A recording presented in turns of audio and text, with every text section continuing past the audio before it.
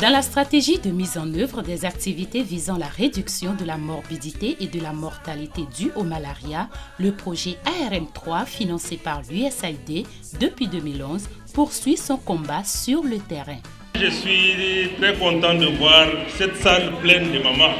C'est un signe que vous avez pris au sérieux notre appel, l'appel du ministère, l'appel de DDS et l'appel même du centre de santé. C'est dans ce cadre qu'il a organisé dans le département des Collines le 5 septembre 2013, dans l'arrondissement de Kéré, commune de Dassa, un jeu public de sensibilisation de lutte contre le paludisme en appui à la radio Colline FM de Glazoué. Le choix s'est porté sur Kéré simplement parce que la fréquentation n'est pas ce que ça devrait être. Les femmes enceintes ne viennent pas en consultation comme ça devait être. Les femmes enceintes ne se protègent pas, ne tombent pas sous moustiquaire comme cela devrait être. Les enfants moins de 5 ans ne fréquentent pas bien le centre de santé. C'est vu tout ça que le choix s'est porté sur le centre de santé de Kéré.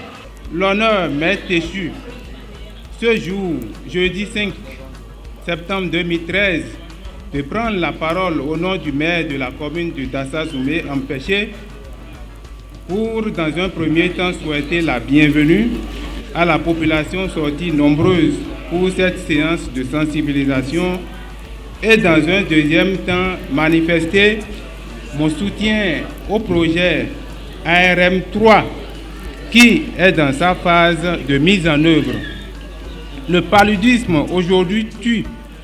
Et vous comprenez avec moi que l'exécution de ce projet au profit de la population de ma commune vient à point nommé. Protéger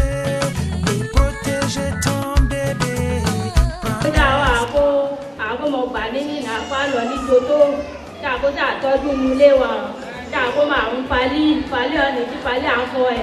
À la fin du jeu, des bassines ont été offertes aux gagnantes pour les encourager.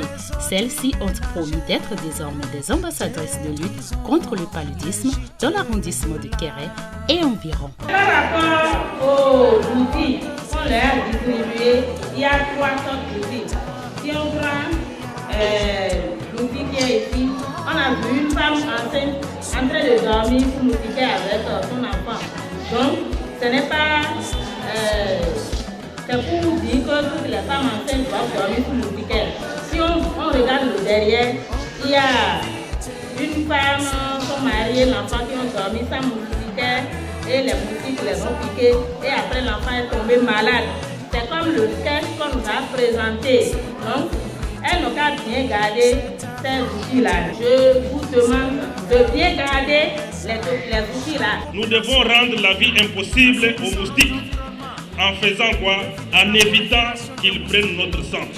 Quand vous quittez ici, allez dire aux autres mamans qui ne sont pas venues de tout ce que vous avez appris.